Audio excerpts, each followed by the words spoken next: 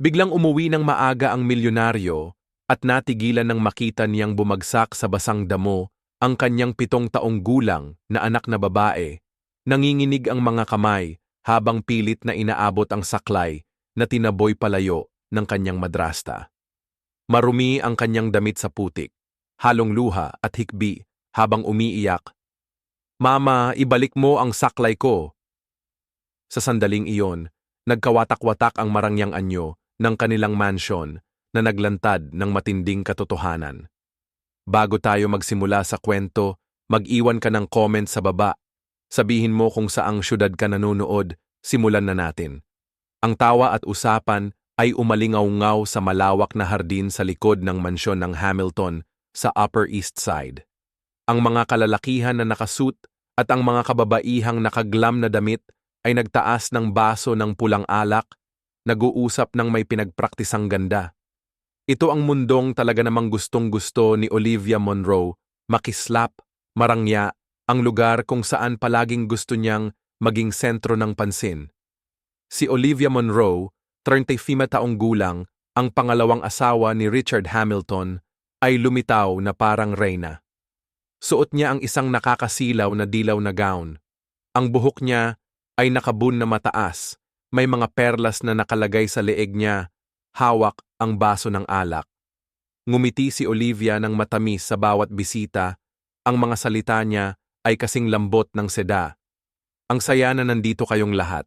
Nagsorry si Richard dahil abala siya sa trabaho kaya hindi makadalo. Tumango ang mga bisita at nagtatoast ng magalang. Nagtsismisan sila, nag-usap tungkol sa real estate at ipinagyabang ang kanilang mga alahas. Sa isang maliit na sulok ng bahay, malapit sa pintuan papunta sa hardin, tahimik na nakaupo si Sophia Hamilton. Si Sophia, 8 taong gulang, nakasimple brown na damit at mahigpit na hawak ang kanyang mga saklay. Mahina ang kanyang mga binti simula pa noong aksidente sa kotse nung siya ay 4 na taong gulang, yung aksidenteng kumuha ng buhay ng kanyang ina at nag-iwan ng mga sugat na hindi na kailanman gagaling. Pinrotektahan siya ng kanyang ina gamit ang sariling katawan, pero sa kasamaang palad, siya rin ang namatay. Mula noon, lumaki si Sophia nang walang yakap ng kanyang ina, kasama lang ang mga saklay bilang palaging kasama. Isang bisita na interesado ang tumingin sa kanya at mahina na bulong, "Ang cute ng batang ito." Lumiko si Olivia, ngumiti ng bahagya, tapos mabilis na sumagot, "Ang cute niya, puro lang kapit sa mga matatanda." Bumaba ang tingin ni Sophia, nanginginig ang maliliit niyang kamay habang mas mahigpit na hawak ang kanyang mga saklay. Pumuno ng luha ang kanyang mga mata, pero pinipilit niyang itago ito, takot na makita ng iba. Tumaas ang lakas ng musika at may ilang bisita ang kumaway para tawagin si Sophia na lumapit at bumati. Sikip ang tingin ni Olivia, mabilis siyang nilapitan at hinawakan ng malamig ang manipis na braso ng bata. Ngumiti siya ng matamis sa mga bisita, pero nang yumuko siya, ang pabulong niyang pahors ay tumagos sa ngiti. "Sundan mo ako ngayon din, wag mo akong kahiyahin." Nag-atubiling tumango si Sophia, nanginginig ang mga takot na mata habang iniling niya ang ulo. Pero hinila siya ni Olivia, palayo sa tao. Mabilis na tinulak palapit sa madilim na sulok malapit sa fountain, kung saan walang nakatingin. Sa basa-basang damuhan sa labas, unti-unting nawala ang tugtog, nagmistulang malayong alingaw-ngaw, at tanging sila na lang ang naiwan. Binitawan ni Olivia ang kamay niya, nawala ang kanyang banayad na anyo, pinalitan ng matinding galit. Itinulak niya si Sophia pababa sa basang damo. Nawawala ang mga saklay na malayo sa abot. Ang kayumangging damit ng babae nabudburan ng putik. Ang gulo-gulong buhok niya ay natabingi sa kalahati ng mukha niya. Takot na takot, si Sophia ay nagsisikap na bumangon habang umiiyak.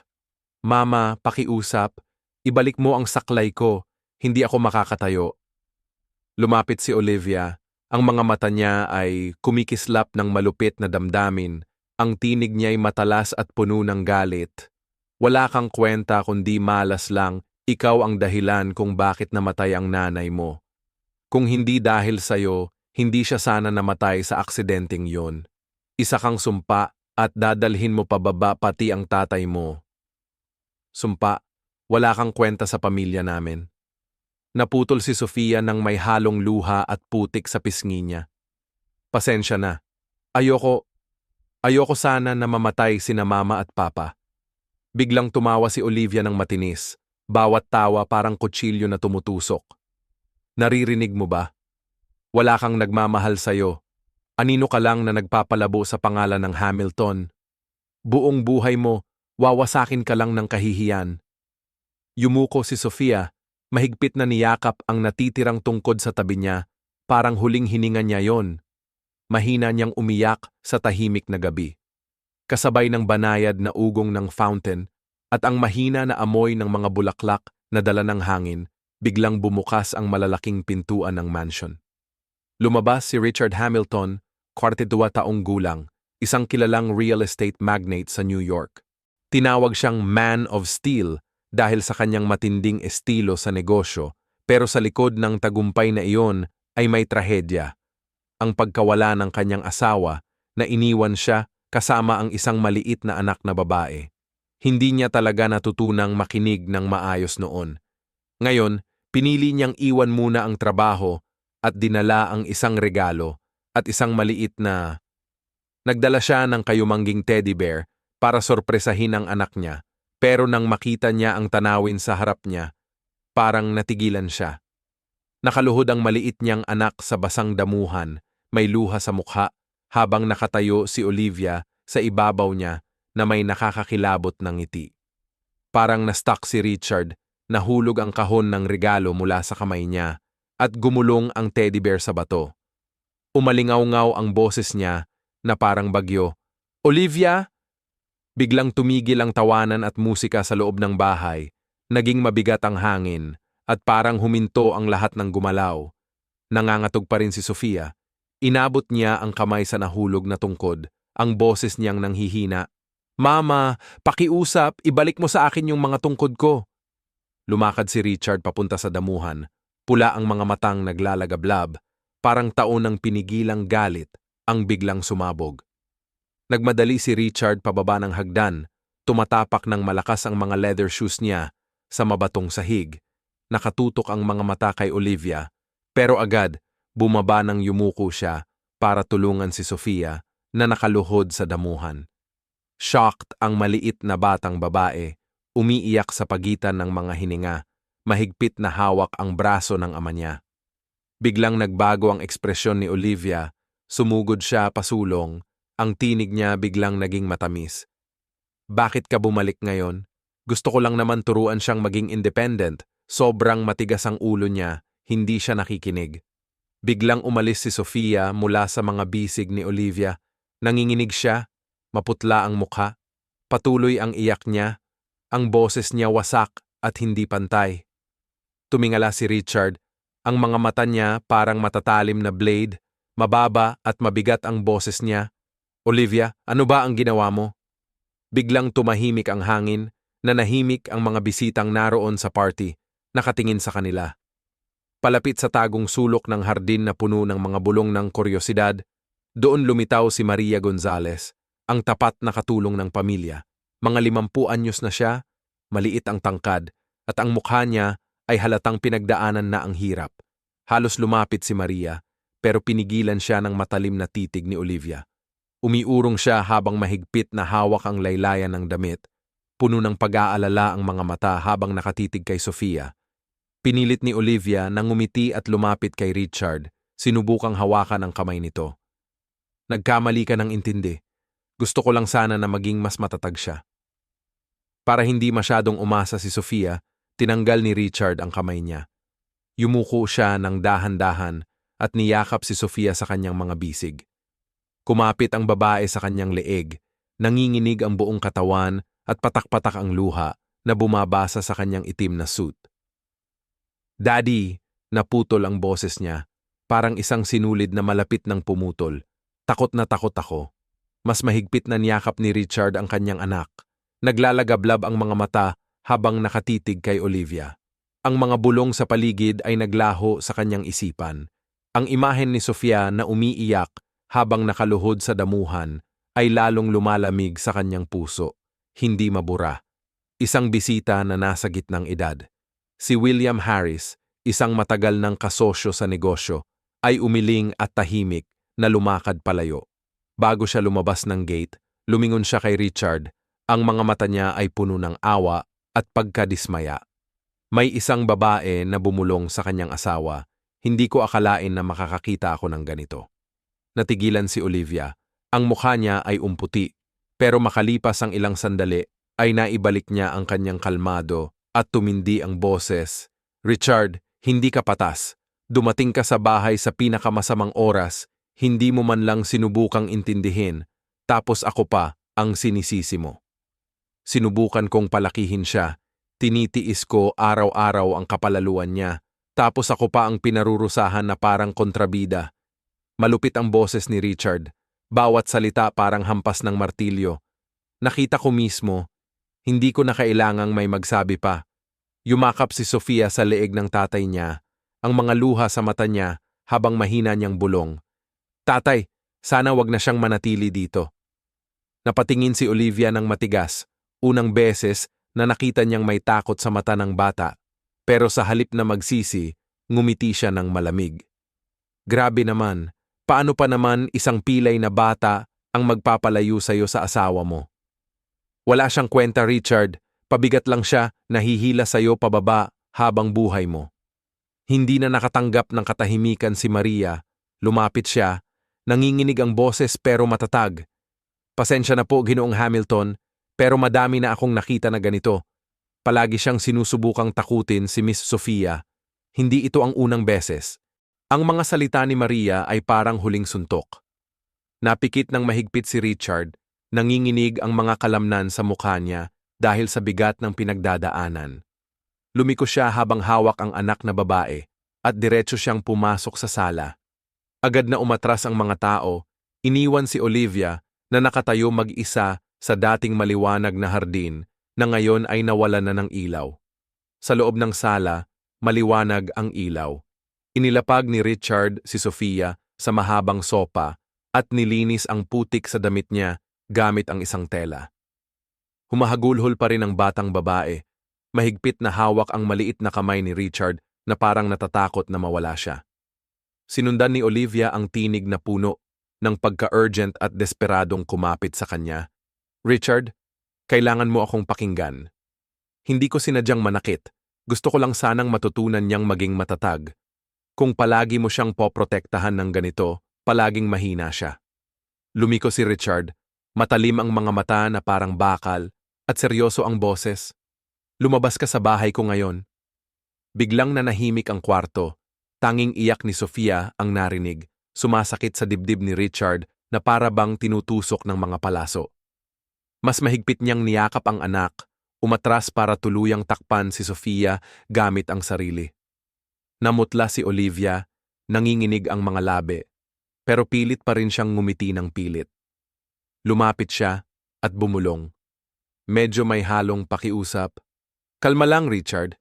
Gusto ko lang siyang turuan, wag kang mag-scene, nandito pa yung mga bisita. Lumiko si Richard, malamig ang mga mata na parang bakal. Bawat salita niya matalim na tumusok. Wala akong pake sa iniisip ng mga tao. Hinawakan mo ang anak ko, Olivia. Lumayas ka sa bahay na ito. Nanginig si Sofia, mahigpit niyang hinawakan ang balikat ng tatay niya, ang mga mata niya, na puno ng luha nakatingin sa anino ni Olivia.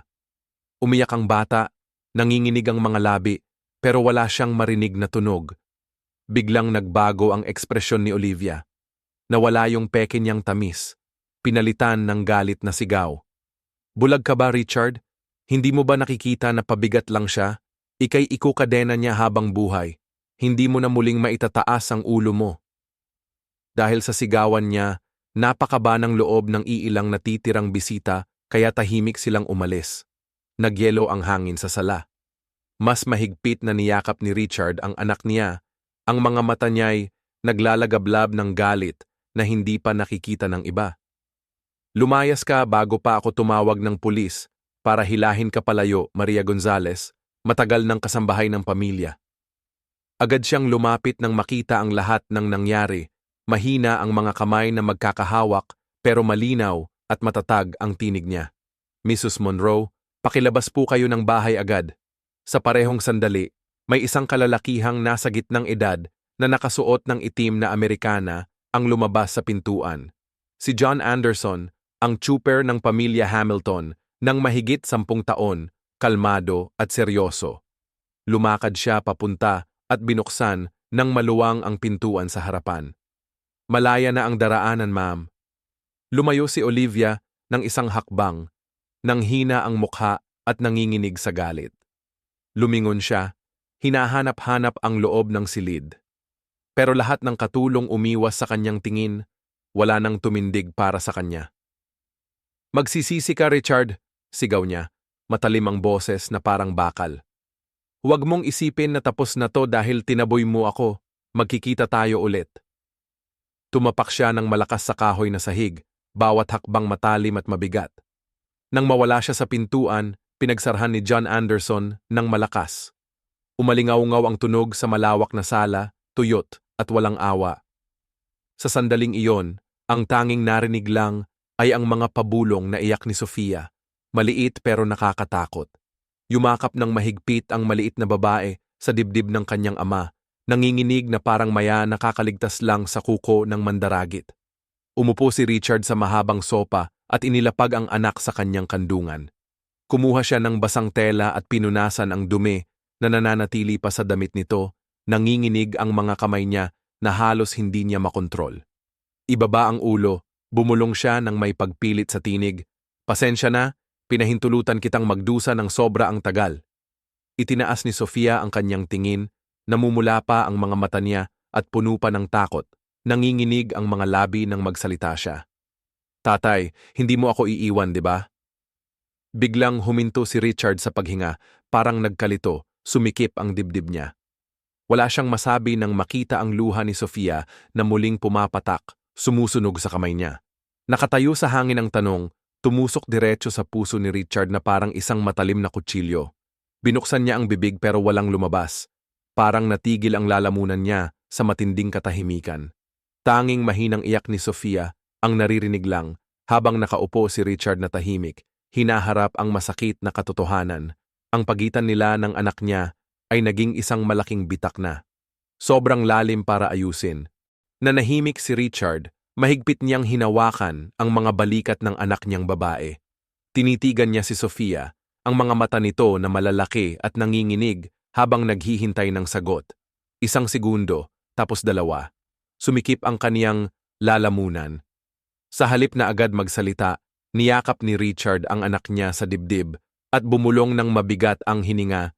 Hindi kita iiwan, nandito ako, lagi akong nandito. Ipinisil ni Sofia ang mukha niya sa damit ng tatay niya. Nanginginig ang maliliit niyang balikat sa bawat hikbi.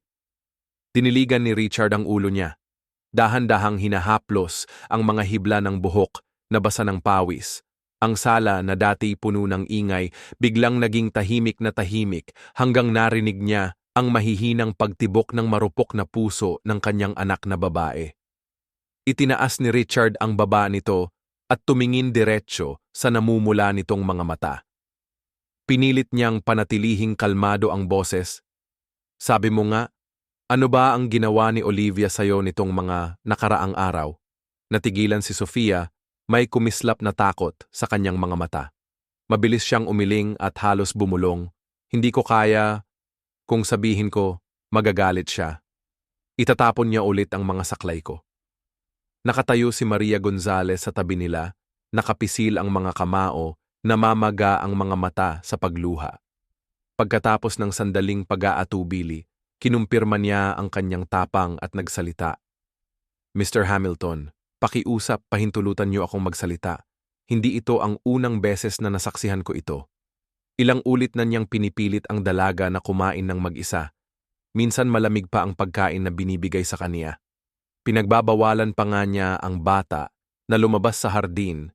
Pinipilit siyang manatili sa loob ng kwarto. Minsan, sobrang tindi ng pagsaway niya, kaya umiyak ang dalaga buong gabi. Natigilan si Richard. Tinitigan niya si Maria tapos bumalik kay Sofia. Ang sakit na parang tinutusok na blade ang pumunit sa puso niya. Yumuko siya at mahigpit na niyakap ang anak niya, nanginginig ang malalapad niyang balikat. Itinaas ni Sofia ang basang-basang mukha niya, nanginginig ang boses habang umiiyak. Hindi ko kailangan ng mga party, Daddy. Hindi ko kailangan ng maraming tao. Kailangan lang kita na nandito sa bahay. Parang kidlat ang mga simpleng salita na yun kay Richard na nagpaiipit ng hangin sa dibdib niya. Sa mga mata ng anak niya, malinaw na ngayon kung ano ang matagal nang hinahanap ni Sofia lahat ng mga tao na iyon. Isang simpleng hiling na sana hindi niya kailanman ibinigay sa kanya. Nakasandal sa upuan, nanlilimahid ang kanyang mga mata, pinahirapan ng konsensya. Taon-taon niyang inilibing ang sarili sa trabaho, naniwala na kayamanan at luho ang makakapawi sa pagkawala ng kanyang anak na babae. Pero sa totoo lang, iniwan niya ito. Iniwan siyang mag-isa sa lahat ng paghihirap. Maingat na pinisil ni Richard ang maliliit na kamay, tumango at matatag na sinabi, "Magbabago ang tatay, pangako ko sa'yo. Wala nang mga walang kwentang party. Wala nang mga araw na wala ako mula umaga hanggang gabi. Lagi akong sasamahan mo." Kumikinang ang luha ni Sofia, pero ngayong beses may bahagyang liwanag na kasabay nito. Tahimik na pinunasan ni Maria ang kanyang mga mata at mahinang nagsalita. "Maingat, Mr. Hamilton, ang dalaga ay nangangailangan ng tunay na pangangalaga, hindi yung basta-basta lang mapapalitan ng kahit anong doktor o nurse. Pero kung kailangan, kilala ko ang isang mahusay na family doctor na si David Lee. Espesyalista siya sa physical therapy para sa mga bata at sobrang pasensyoso. Sa tingin ko, dapat makilala ng dalaga si Doc." Bahagyang tumango si Richard. Yung pangalang yon ay kumalabog sa isip niya na parang isang oportunidad, pero hindi pa rin siya sumagot. Paulit-ulit lang sa isip niya ang mukha ni Sofia, yung takot na malalim na nakaukit sa inosenteng itsura niya. Yumuko siya, hinalikan ang noo ng anak at bumulong na para bang panata. "Hindi na kita kailanman pahihirapan. Lagi akong nandito." Bahagyang tumango si Sofia, tapos napagod na humiga sa dibdib ng tatay niya. Sa sandaling iyon, na parang may katahimikan, biglang tumunog ng malakas ang telepono sa mesa na parang winasak ang tahimik na paligid. Nagulat si Richard, tiningnan ito ni Maria tapos tahimik na umatras. Inabot ni Richard ang telepono at nakita niya sa screen ang pangalan na Daniel Price, ang matagal niyang pinagkakatiwalaang empleyado. May bahagyang pagkapaso sa boses niya nang sumagot, "Hello?"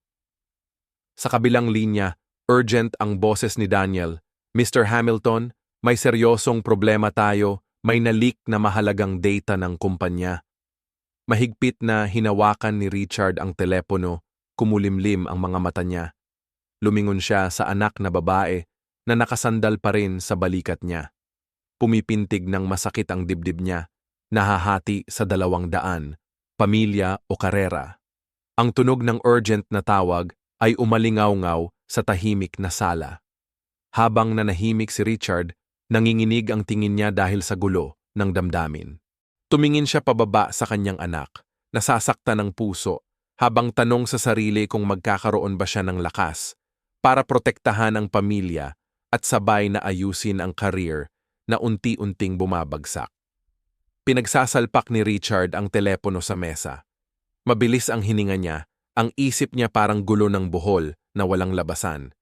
Sa sandaling iyon, malinaw na tumunog ang tiktak ng orasan sa tahimik na kwarto. Sa labas, gabi na ang bumagsak. Sa isang madilim na sulok ng Manhattan, sa loob ng isang bar na puno ng usok. Naupo si Olivia Monroe sa tapat ng isang binata, si Ethan Brooks, 30 anyos, gwapo pero may palihim na mga mata, isang lalaking kumikita sa pamamagitan ng pagsandal sa mayayamang babae. Mahigpit na hawak ni Olivia ang baso ng alak, galit ang tinig. "Pinalayas ako ni Richard sa bahay, akala niya tapos na kami. Papabayaran ko siya. At yung pilay na batang babae, hindi rin siya magkakaroon ng kapayapaan." Yumuko si Ethan sa upuan habang ngumingiti. "Huwag magmadali. Andito pa si Marcus Caldwell. Gusto niyang pabagsakin si Richard ng higit sa kahit sino. Sa mga resources at koneksyon ni Caldwell, kaya nating sirain ang buong imperyo ni Hamilton. Si Marcus Caldwell, 50 taong gulang, isang veteranong negosyante at direktang kalaban ni Richard sa real estate. Kilala siya sa pagiging tuso, laging handang suyuin ang mga press at politiko para makamit ang kanyang mga layunin. Nagkiskis ang mga ngipin ni Olivia, ang mga mata niya ay naglalagablab. Sige, kukumbinsihin ko si Caldwell na sumama sa akin, tapos wala nang matitira kay Richard. At pag bumagsak siya, naaalala niya ako. Nagtagayan sila, ang kanilang nakakatakot na tawa ay umaalingaw-ngaw sa madilim na lugar. Maanghang ang hangin at wala silang alam na sa parking lot, dumaraan si John Anderson, ang tapat na driver ng pamilya Hamilton. Huminto siya, binuksan ang bintana ng konti, at nahuli niya ang ilang bahagi ng kanilang masasakit na salita. Tahimik si John sa ugali, pero ngayon, kitang-kita sa mga mata niya ang matalim na pagkaalerto. Naisip niya, may masamang nangyayari, kailangan kong bantayan to. Samantala, sa mansion ng Hamilton, nakaupo si Richard nang walang galaw sa harap ng laptop niya, habang nakatingin pabalik ang mga email sa kanya. May na-leak na internal na datos, at ang mga salitang ipinadala ni Daniel Price ay tumusok sa puso niya na parang isang talim. Si Daniel Price, 38 taong gulang, isang pinagkakatiwalaang empleyado, matagal ng kanang kamay ni Richard. Minsan, lubos na nagtitiwala si Richard sa kanya, pero ngayoy nakapikit siya dahil sa sakit at pagkadismaya. Ang kirot ng pagtataksil ay kasing tindi ng sakit na ginawa ni Olivia sa kanya. Pinisil niya ang kanyang ulo sa tinigasan niyang bahagi. Biglang may marahang katok sa pintuan ng opisina niya. "Tatay, pwede po ba akong pumasok?" Ang maliit na boses ni Sofia. Mabilis na isinara ni Richard ang laptop. Huminga ng malalim. "Tuloy ka na, mahal." Pumasok si Sofia na may hawak na papel na may mantsapa ng pintura. Inilagay niya ito sa mesa at tiningnan ang kanyang ama gamit ang malinis at inosenteng mga mata. "Katatapos ko lang nito, tayo to, hawak kamay sa hardin." Tiningnan ni Richard ang drawing. Bagamat parang gawa ng bata, puno ito ng pag-asa. Nakita niya ang sarili niyang matangkad at malakas. Nakatayo sa tabi ni maliit na Sofia, parehong nakangiti sa ilalim ng araw. Napasikip ang kanyang lalamunan. Pumisil si Sofia sa kanyang mga labi at bumulong. "Tatay, wala na po akong kailangan pa." Gusto ko lang makita si Richard na may luha sa mata. Niyakap niya ng mahigpit ang anak niyang babae sa kanyang mga bisig. Sa sandaling yon, ang mga plano sa negosyo, mga pagtataksil, lahat ng yon nawala na lang. Tanging init ng pagmamahal ng ama at anak ang nanatiling malinaw at di mabilang. Bumulong siya na parang kinakausap ang sarili. "Hindi ko hahayaan na kunin ito ng kahit sino." Inilapag ni Richard si Sofia sa kama, tapos bumalik siya sa kanyang mesa. Huminga siya ng malalim. Ang mga mata niya ay nagliliyab na may determinasyon. Nanginig ng kaunti ang kamay niya habang sinuot niya ang telepono at tinawagan ang isang pamilyar na numero. Sa kabilang linya, isang matatag at mainit na babae ang sumagot, si Linda Carter, 45, isang kilalang abogado sa New York, dati ring katrabaho ni Richard sa isang community project. Kilala siya sa pagiging matalim, patas, at walang kompromiso laban sa mga sinungaling. Diretsong sinabi ni Richard nang walang alinlangan, "Kailangan kita dito agad, Linda. May traidor sa bahay ko." Sa sandaling iyon, nagliyab ang kanyang mga mata ng panibagong apoy. Nanahimik ang kwarto, tanging lampara sa mesa ang nag-iilaw na nagpapakita ng kanyang determinado na mukha. Ang tawag na iyon ang nagsimula ng panibagong laban sa buong lungsod. Itinaas ni Olivia ang kanyang baso kasama si Ethan. Isang masamang ngiti ang pumailan lang sa kanyang mga labi. 2 linya ng digmaan ang nahati at walang atrasan ang kanilang sagupaan. Ibinalik ni Richard ang telepono sa mesa, inilipat ang upuan papalapit sa lamesa at muling binuksan ang kanyang computer. Nagsulat siya ng maikling email, nilakip ang mga access logs at ipinadala ito kay Linda Carter. Kumurap ang cursor, Ang ilaw ng lampara ay tumama sa kanyang tensyadong mukha. Huminga siya ng malalim, pinaalalahanan ng sarili na manatiling kalmado at unti-unting umusad. Kinabukasan, sumabog ang mga tabloid sa mga headline, punong-puno ang internet ng mga peke at ginawang larawan. Ipinapakita si Richard na nakangiti kasama ang isang hindi kilalang modelo sa isang party. May mga malalakas na caption na paninirang puri sa kanya sa ilalim ng mga larawan. Ang may gawa ng mga clickbait na artikulo ay si Robert King, isang reporter na kilala sa mga chismis at murang kalokohan sa social media. Lumabas si Olivia Monroe sa isang video na kinunan sa isang mamahaling brunch spot. Habang luhaan niyang sinabi, "Gusto ko lang na mahalin si Sofia, pero hindi siya palaging nandyan para sa kanya." Ilang babae ang tumango, nagpanggap na nakikiramay. Kasabay noon, si Marcus Caldwell ay may tinatagong sikreto. Mga meeting kasama ang media group, nakaseal ang conference room, nakasara ang mga kurtina, mainit ang kape sa mesa. Bumababa ang boses ni Marcus, "Itulak natin ang kwento ng pangalawang asawa na nag-aalaga ng may kapansanang anak habang siya ang inabandona ni Richard." Pukawin ang damdamin, huwag masyadong magpakateknikal. Tumango ang mga ulo, nagsusulat ng notes gamit ang panulat. Sa paaralan, nakaupo si Sofia sa likod ng classroom.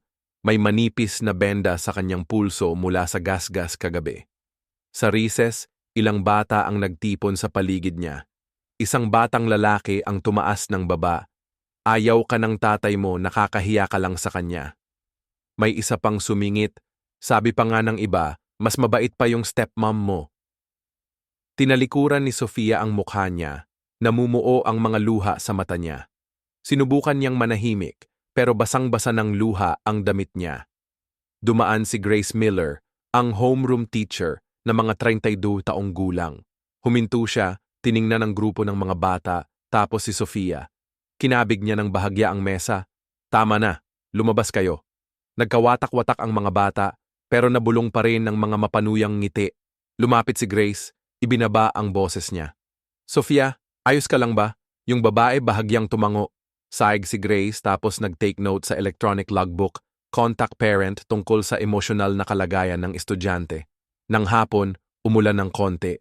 Umuwi si Sofia, isinara ang pintuan ng kwarto at umupo ng tahimik sa tabi ng bintana.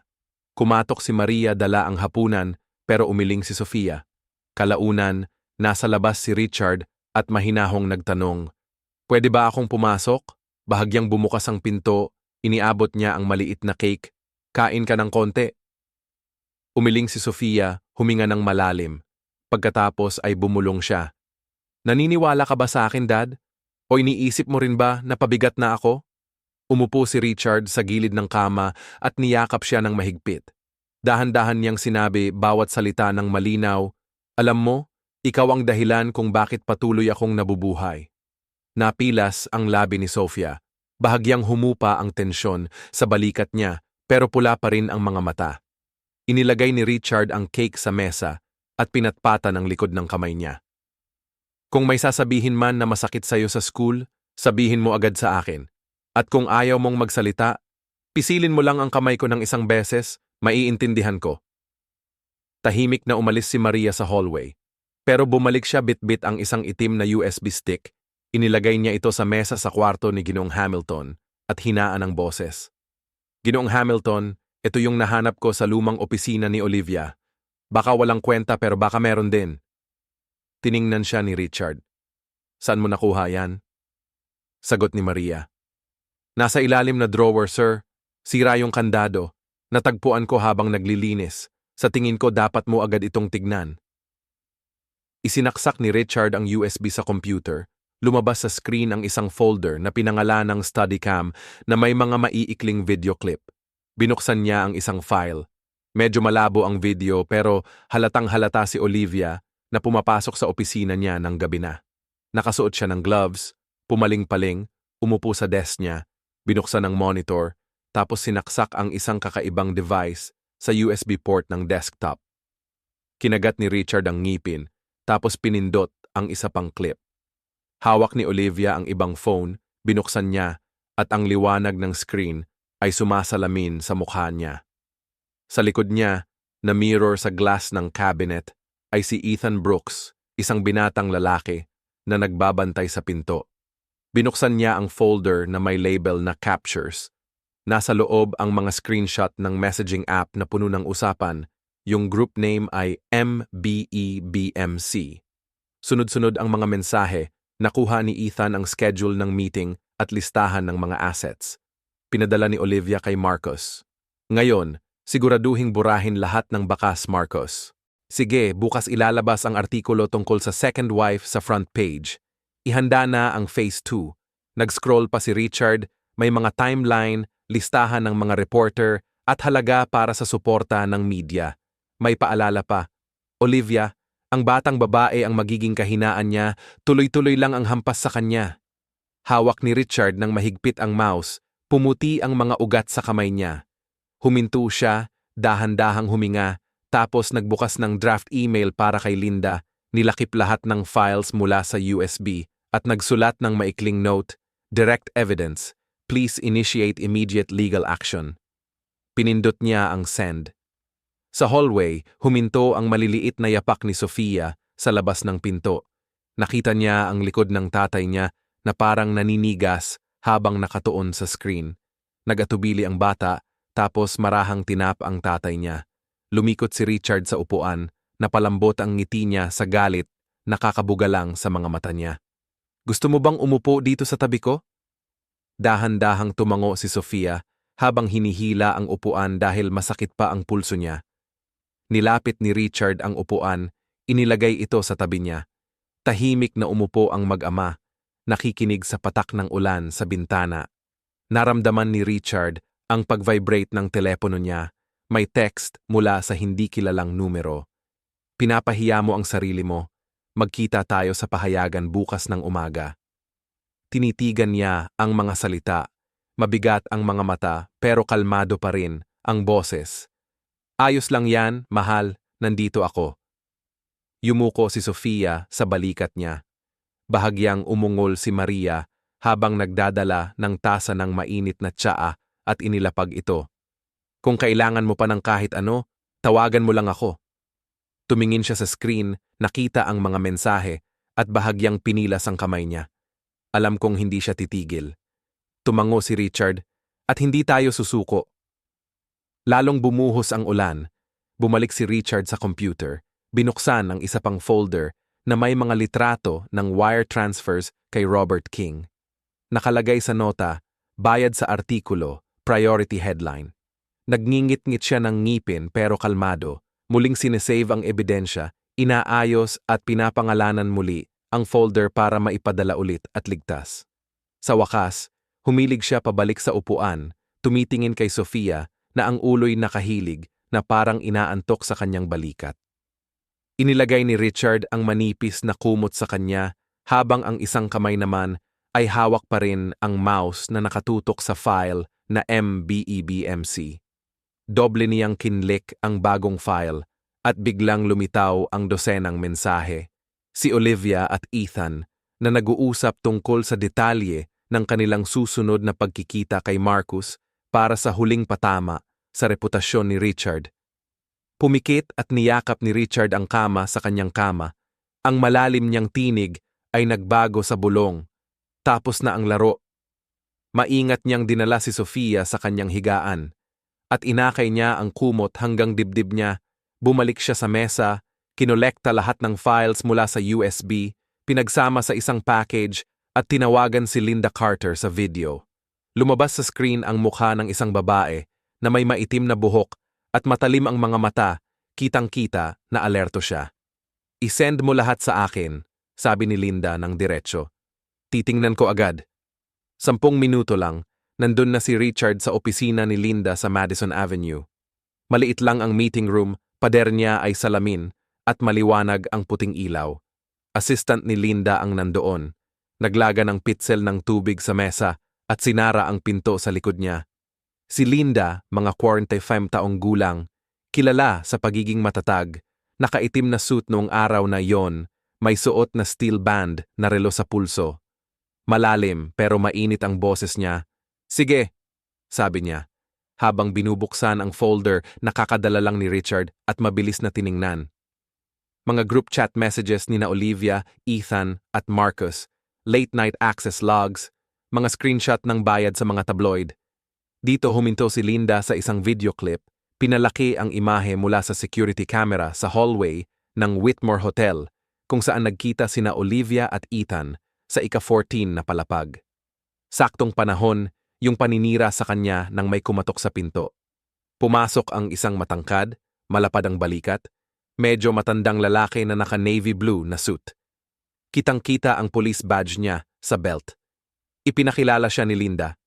Si Detective Michael Torres, New York PD, 20 taon na sa investigasyon ng mga financial crimes, kasama niya ako dito. Mahigpit na niyakap ni Michael ang kamay ni Richard. Nabasa ko na ang summary. Nasa amin na ang communication trail, motibo, at mga paunang technical na datos. Pero para makakuha ng search warrant, kailangan ko pa ng isang ebidensya. Patunay na si Daniel Price ang nag-leak ng mga files. Tumango si Linda sa kanyang assistant. Isang kulay na litrato ang inilagay sa harap nila. Si Daniel na nagbibigay ng makapal na sobre sa isang lalaki na naka-baseball cap sa parking lot sa likod ng gusali ng kumpanya, kuha ng internal security. Ipinaliwanag ni Linda na ang timestamp ay pareho ng gabing kinuha ang data mula sa server.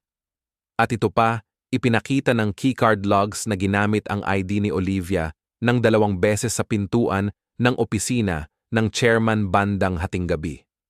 Nagsulat si Michael ng mga notes habang kalmado ang boses niya.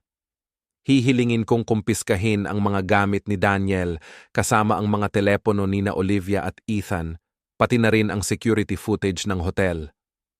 Malaki ang posibilidad na may backup si Marcus sa bahay, kaya kailangan natin ng hukom na naka-duty sa gabi. Tahimik na umupo si Richard, nakatungo ang mga mata sa mesa habang paulit-ulit sa isip niya ang mga sinabi ni Olivia. Gusto ko lang sanang maging mas malakas siya, sabi niya. Mali ang pagkaintindi mo sa akin. Ang bawat salita ay parang matalim na kutsilyo na pumatak sa kanyang mga alaala. Tinanong niya ang sarili, gaano ba siya naging bulag na hindi napansin ang nakakalasong bitag na unti-unting umiikot sa paligid niya buong panahon. Narinig ni Linda ang tunog ng notification ng mensahe, kaya binuksan niya ang kanyang telepono. Sumagot ang Whitmore Hotel. Handa silang makipagtulungan kung may warrant. Tumingin siya pataas. Magpatuloy tayo, Richard, pero kailangan mong manatiling kalmado. Mula ngayon, bawat salita at kilos mo ay kailangang eksakto. Tumango si Richard na may bungang tinig. Isa lang ang layunin ko, protektahan ang anak ko. Sa waiting room sa labas, nakaupo si Maria kasama si Sofia. Niyakap ng maliit na bata ang kanyang saklay sa dibdib, nakatitig sa pintuan ng salamin. Ngumiti si Maria para palakasin ang loob niya. Nandyan si tatay mo, huwag kang matakot. Tumango si Sofia, pero mahigpit pa rin ang pagkakahawak ng mga kamay niya. Binuksan ni Linda ang pinto at sinalubong si Sofia na pumasok saglit. Hi, sweetheart. Yumuko siya at ngumiti ng mahinahon. Ako si Linda. Trabaho ko ang alagaan kayo ni tatay mo para maging ligtas kayo. Munti ang boses ni Sofia. Natakot ako, baka bumalik si mama. Nilapit ni Richard ang upuan niya. Dahan-dahan niyang hinaplos ang buhok ni Sofia. Huwag kang matakot, poprotektahan kita gamit ang lahat ng kaya ko. Dahan-dahan niyang sinabi, bawat salita ay pangako na kailangang marinig niya mismo. Bahagya na nakatayo si Michael sa gilid habang pinapanood ang ama at anak. Tapos lumingon kay Linda. Pwede na tayong agad magpadala ng notice para mapreserba ang ebidensya kasama ng request para sa search warrant. Tatawagan ko ang night duty prosecutor. Inilapag ni Linda kay Richard ang isang papel. Ito yung listahan ng mga kahina-hinalang gamit na kailangang kumpiskahin sa mga lugar, apartment ni Ethan, opisina ni Olivia sa bagong renta, kwarto sa hotel, at pangalawang opisina ni Marcus. Si John Anderson, yung driver, pwedeng magpatotoo tungkol sa nakita niya kay Olivia. Pagkatapos niyang maalis sa bahay, tatulong si John, sabi ni Richard ng matatag. Lumipat si Linda sa media plan. For now, manahimik ka muna. Lahat ng tanong ng press, sa akin na lang dumaan. Kapag lumabas na ang desisyon ng korte, maglalabas tayo ng pahayag na puro importante lang ang dokumento. Walang away, puro facts lang. Inilagay ni Michael ang kanyang telepono. Pumayag na ang night duty prosecutor na ituloy ito. Naghihintay na lang ako ng kumpirmasyon mula sa judge. Bigla naisip ni Richard ang drawing na ginawa ni Sofia. Lumiko siya sa kanya. Bukas, gusto mong mag-practice sa hardin? Tumango si Sofia ng bahagya. Oo, pero kung mapagod ako, nandyan ka pa ba? Nandito lang ako, sagot ni Richard, kahit gaano kakabagal. Ngumiti si Linda habang kinukuha ang ilang folder at inilalagay sa kanyang briefcase na may combination lock. Ayos yan, sundin mo lang ang normal na schedule, huwag mong hayaang isipin nilang natitinag ka. Tumingin siya ng diretso kay Richard. Ginoong Hamilton, panahon na para hayaang magsalita ang hustisya. May isa pang alerto na tumunog. Tiningnan ni Michael ang mensahe at biglang naging seryoso ang kanyang malalalim na mga mata. Pumasok siya ng buo sa kwarto at inilagay ang telepono sa mesa para makita ng lahat. Malinaw ang internal na abiso na elektronik na nilagdaan ng hukom ang search warrant simula ngayong gabi. Mahigpit na hawak ni Michael ang kanyang panulat, matatag ang tinig. Ngayong gabi, lalampas na tayo sa salamin. Umunlad na sa kulay lila ang langit. Yumuko si Richard, inilagay ang kamay sa balikat ni Sofia, sapat lang ang bigat para maramdaman niya ang presensya nito. Huminga siya ng malalim, tapos tumingin kay Linda at Michael. Alam na ang totoong bagyo ay papalapit na. Sa katahimikan na parang inihigpit na tali, tanging hininga ng kanyang anak na babae ang naririnig. Ang hawak na sumusuporta sa kanya para manatiling tuwid. Nagsara na ang pinto ng elevator. Sa opisina ng bitbit ni Richard si Sofia pababa sa lobby. Nag-vibrate ang phone niya. May mensahe mula kay Michael Torres. 4 lang ang salita. Lumipat na ang team. Mahigpit na hinawakan ni Richard ang anak niya at sumakay sa kotse. Isang convoy ng mga itim na sasakyan ang sumunod. Mga ilaw na kumikislap sa gabi. Pagdating nila sa mansyon, binuksan ni Maria ang gate. Pinatay ni John Anderson ang makina, bumaba at tiningnan ang magkabilang gilid ng kalsada. Mabigat at makapal ang hangin. Parang katahimikan bago ang bagyo, dinala ni Richard si Sofia sa loob, pinaupo siya sa sofa at tinakpan ng manipis na kumot. Manatili ka dito kay Maria, lalabas muna ako sa hallway sandali.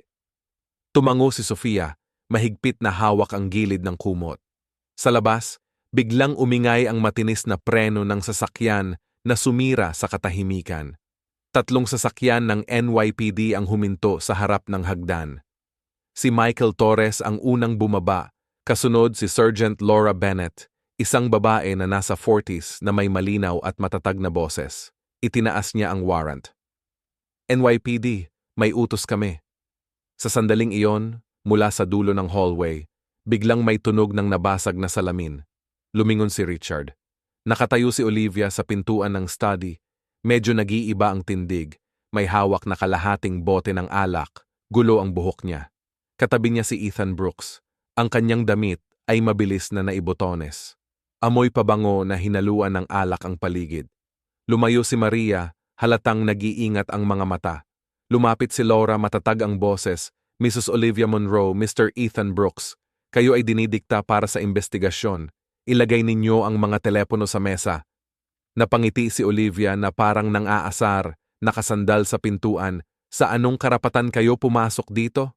Inangat ni Michael ang warrant, kalmado ang boses, pirmado ng isang hukom ng Korte Suprema. Kinuha ni Ethan ang kanyang telepono mula sa bulsa, handang mag-type ng isang bagay. Nahawakan ni Laura ang kanyang pulso, sa tamang oras, ibinaba ang boses. Huwag, bawat galaw mo ay nare-record. Bumukas ang screen, nagpapakita ng sunod-sunod na mga mensahe sa lock screen. Sapat para makita ang mga pamilyar na pangalan. Pumuti ang mukha ni Ethan at nanigas ang katawan niya. Pumasok si Olivia sa study na nanginginig. Pilit na pinipigilan ang pinto para makasara. Itinulak ni Michael ang hawakan at pinilit itong buksan. Sa loob, may mesa na may bukas na makeup case. Ilang walang laman na sobre at isang itim na telepono na nakatago sa ilalim ng tambak ng mga magasin. Sinuot ni Michael ang gloves, kinuha ang telepono at inilagay ito sa evidence bag, tinakpan. Nakatayo si Richard sa pintuan, lumalayo sa babae na dati niyang tinawag na asawa. Nagngingit-ngit si Olivia sa kanya, matalim ang boses, bawat salita parang lason. Pagsisisihan mo to, swear. Hindi siya sumagot. Tiningnan lang niya ang palapag ng hagdan kung saan naroon si Sofia. Lumabas si Sofia, mahigpit na hinahawakan ng handrail, nanginginig ang katawan. Nasa likod niya si Maria. Natakot na baka sobra na ang nakita ng babae.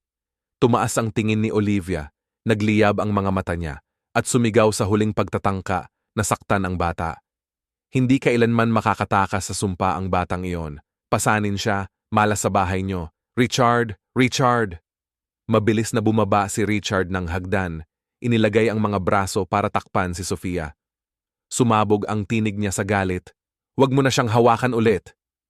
Kumapit si Sofia sa rehas ng hagdan, malaki ang mga mata, mabilis ang hininga. Yumakap si Maria sa balikat ng bata at mahinhin na bulong, "Okay lang, mahal. Nandito na tatay mo," hudyat ni Laura sa kanyang team. Dumampi ang malamig na posas sa mga pulso ni Olivia. Matindi siyang nagpilit na makawala, pero sa huli, dinala siya palabas ng pintuan. Napusasan din si Ethan, maputla ang muka at iniiwasan ang titig ni Richard. Lumakad si Michael sa gilid para payagang makadaan ang dalawa ng tahimik, saka bumaling pabalik at tumango kay Richard. Susunod tayo sa proseso. Kasabay nito, sa paliparan ng LaGuardia, isang lalaki na may suot na baseball cap na hinihila ang kulay abo niyang maleta ay nagmamadaling papunta sa security gate. Si Detective Carla Ruiz mula sa Port Authority Police ang naroroon. Tumapat si Daniel Price sa harap niya, natigilan ang lalaki.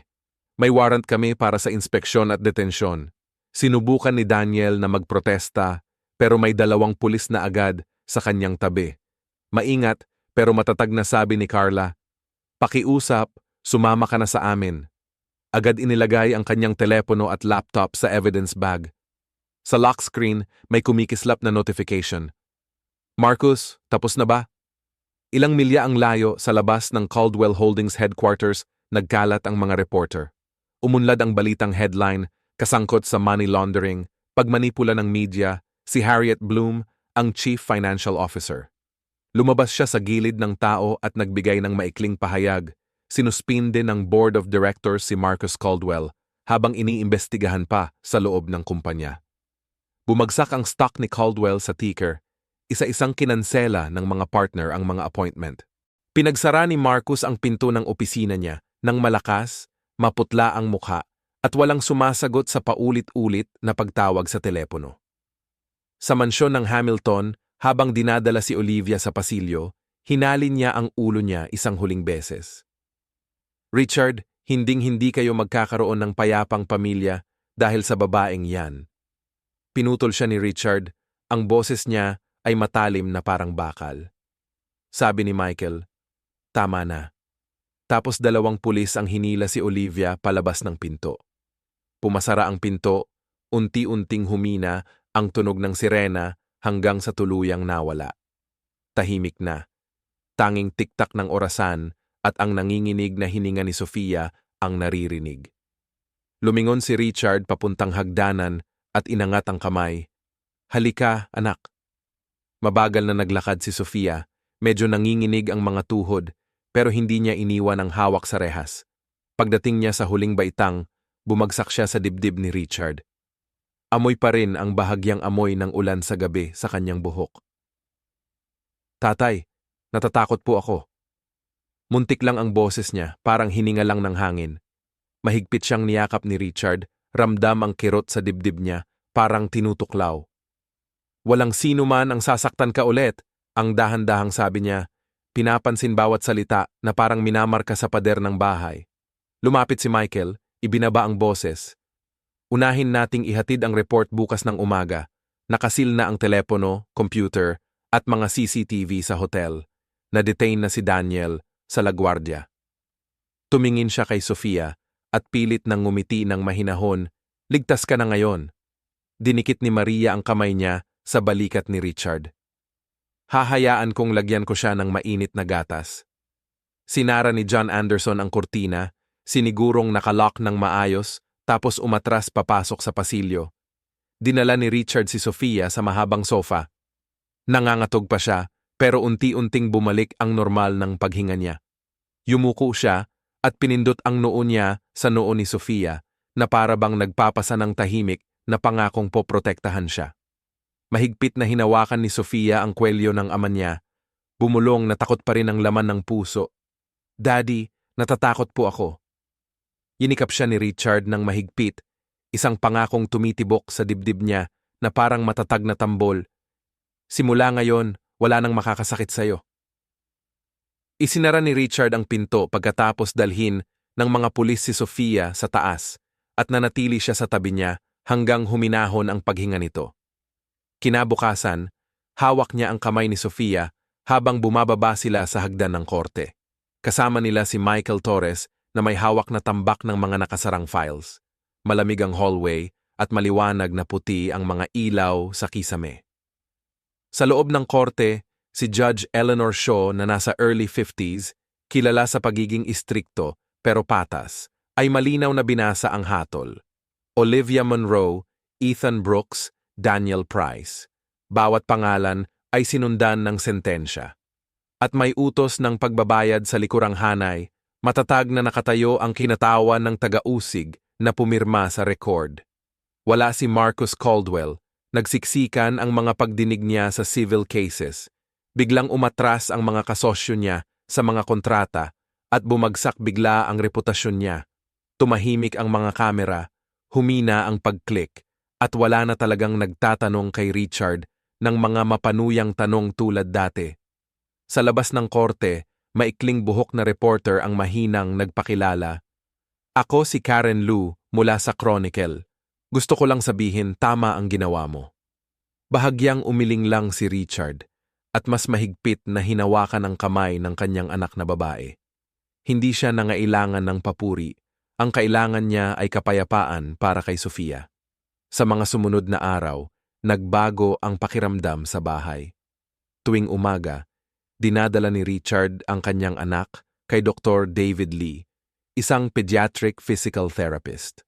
Mga 40 anyos siya, nagsasalita ng dahan-dahan at may pasensya. Magsisimula tayo sa maliliit na kalamnan, walang pagmamadali. Konti-konti lang araw-araw ay sapat na.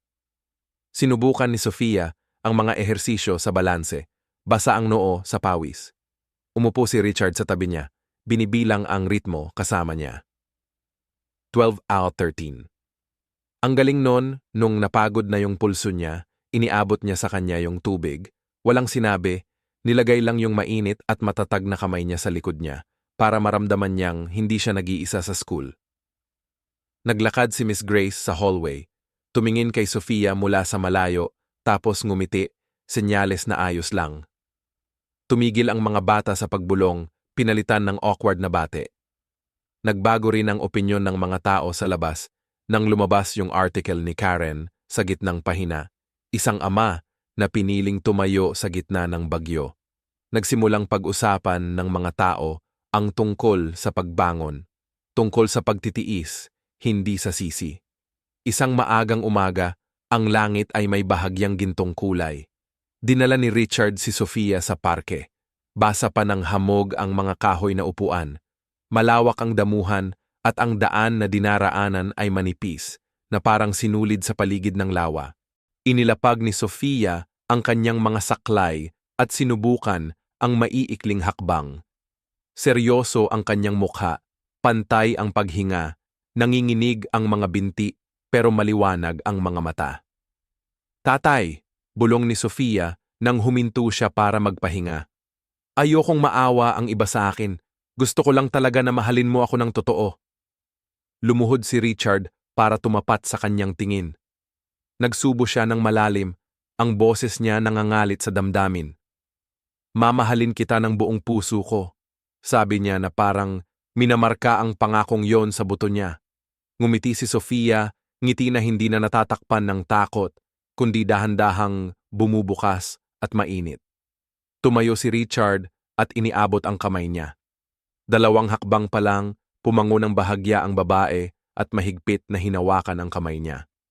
Magkasama silang naglakad, dahan-dahan at matatag. Nang hapon, dinala ni Maria ang basket ng bagong lutong tinapay, ang banayad na amoy ng mantikilya pumuno sa hangin. "Kumagat ka ng kaunti, mahal," sabi niya. Biglang tumawa si Sofia. Dumating din si Ana Perez, dala ang malaking kahon ng mga pintura. "Naisip ko kanina na pwede nating pinturahan yung bagong daan. Ano sa tingin mo?" Tumango si Sofia habang naglalatag ng papel sa ibabaw ng bato sa hardin. Nakaupo si Ana sa tapat niya, hindi nagmamadali, mahinang tanong, "Anong gusto mong pangalanan sa painting?" Sandaling nag-isip si Sofia, tumingin kay Richard na nagdidilig ng mga rosas.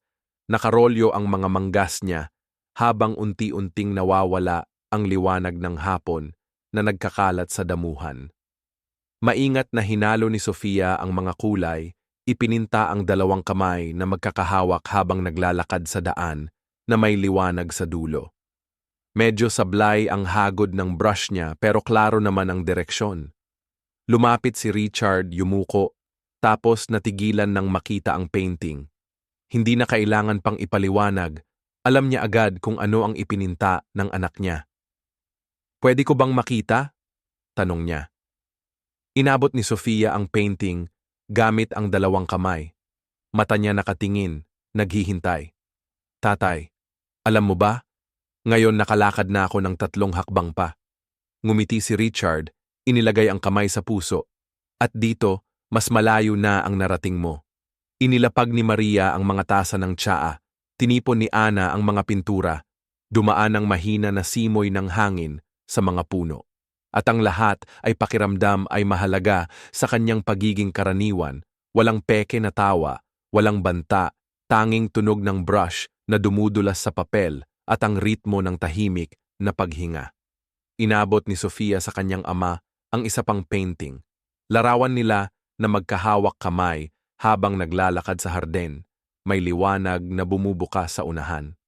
Tinanggap ni Richard ang painting mula sa kanyang anak, tumigil sandali, tapos tumango. Isinabit niya ito agad sa dingding sa tabi ng bintana, sa lugar kung saan pinakamaliwanag ang sikat ng araw sa umaga.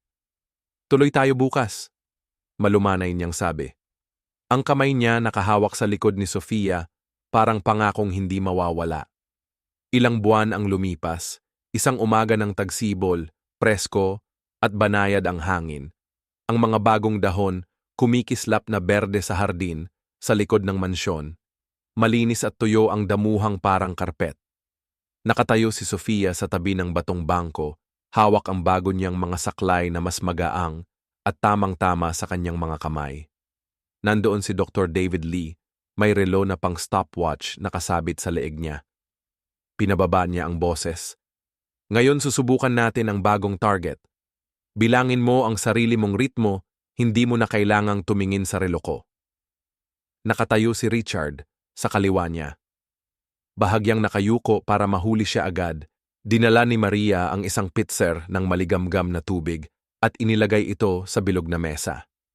Si Helen Moore, ang bagong nurse sa rehabilitation na inimbitahan para tumulong sa mga morning session, mga 35 na taong gulang, kalmado at palakas loob sa mga bata.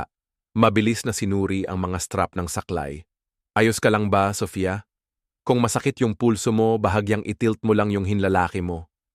Sa dulo ng hardin, may ilang kapitbahay na dumaan. Maingat na inilapag ni Peter Johnson, ang matipuno at malaking lalaki sa kabilang bahay, ang isang folding chair, at itinataas niya ang kamay bilang bati sa nanay at anak na si Watson na dala-dala rin ang basket ng prutas. Wala nang mga mapanghamak na tingin, puro lang pagyayakap ng suporta. Binuksan ni Ana Perez ang kahon ng chalk at mabilis na gumuhit ng ilang linya sa mga tile ng bato, isang maliit na daan papunta sa dulo ng hardin. "Sundan mo lang itong linya," ngiti niya. Huminga ng malalim si Sofia, mas mahigpit niyang hinawakan ang mga saklay. Sa unang hakbang, bahagyang nanginginig ang tuhod niya. Sa pangalawang hakbang, Ibinaba niya ang baba para mapanatili ang balanse. Sa pangatlong hakbang, kinailangan niyang huminto. Ang mga mata niya ay mabilis na tumingin kay tatay. Inabot ni Richard ang kamay niya. Hindi niya ito hinawakan, nilagay lang doon parang invisible na suporta. Nandito lang ako, sabi niya, tuloy lang. Bilang ni Dr. Lee ng pantay, 4, 5, ang galing! Biglang pumalakpak ang mga tao, pero agad din tumahimik para hindi siya madistract. Lumunok ng malalim si Sofia, inilipat ang bigat sa kabilang paa, parang habulin ang katawan niya sa tindi ng tensyon.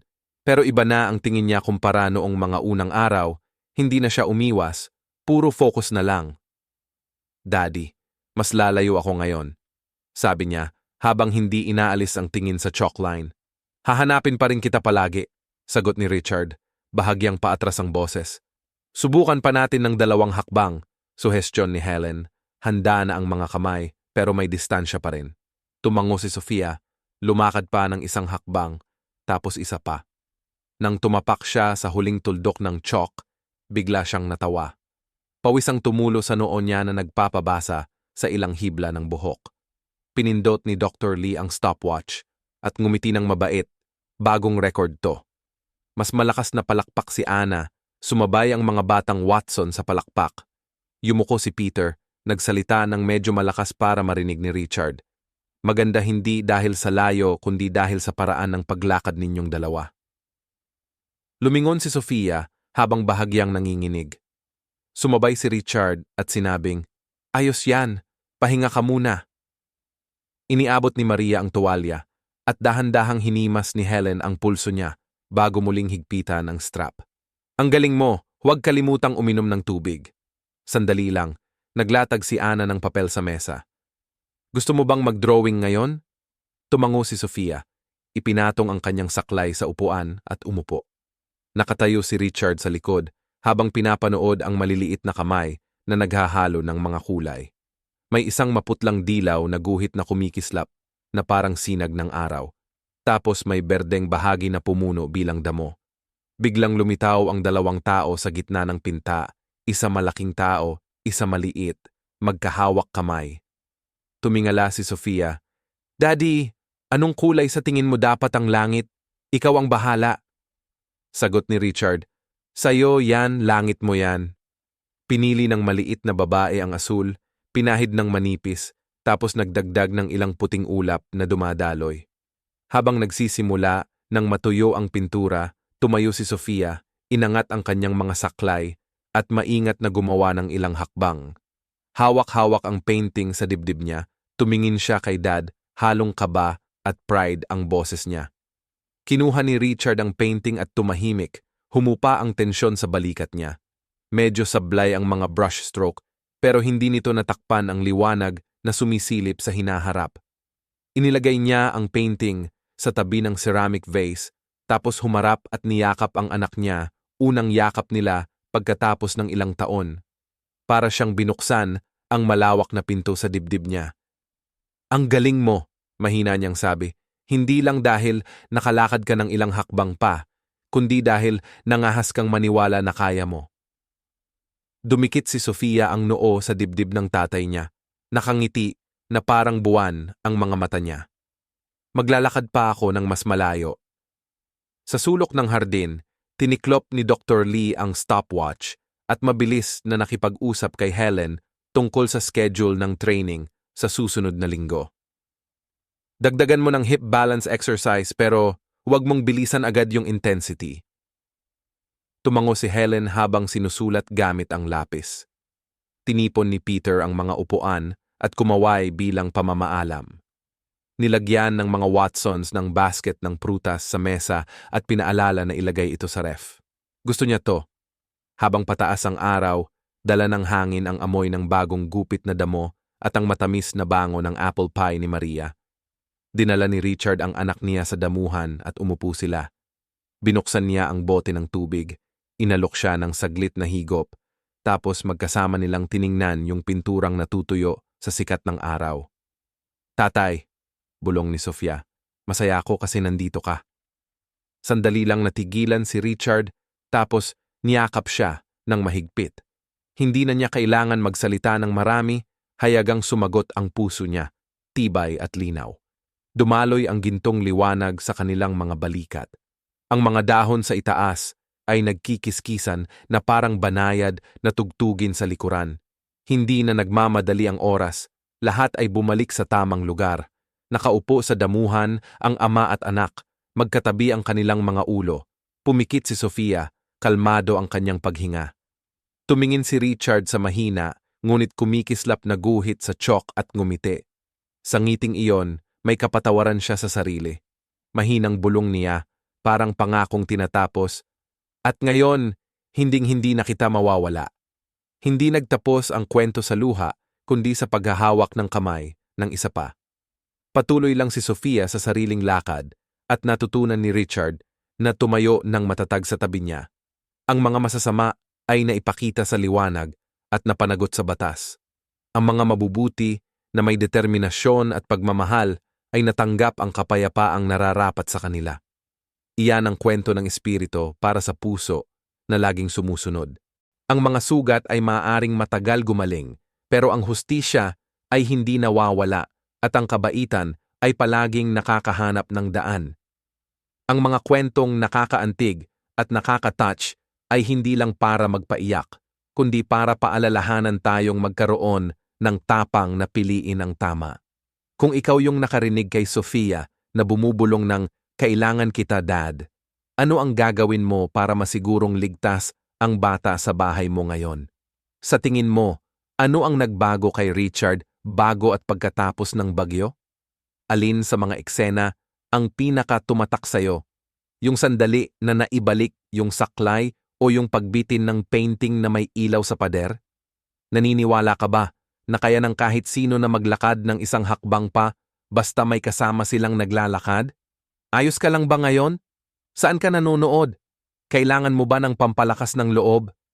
Hayaan ang kwento ng puso na ipadala sa iyo ang isang mainit na yakap bilang paalala na hindi ka nag-iisa.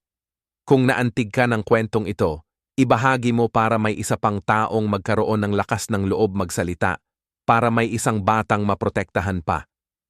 Anong kwento ng pagpapagaling ang gusto mong ipagpatuloy namin? Mag-comment ka at ipaalam sa amin. Salamat sa pagdalo dito at pagsama sa amin sa pagsusulat ng mas maraming mabubuting gawa.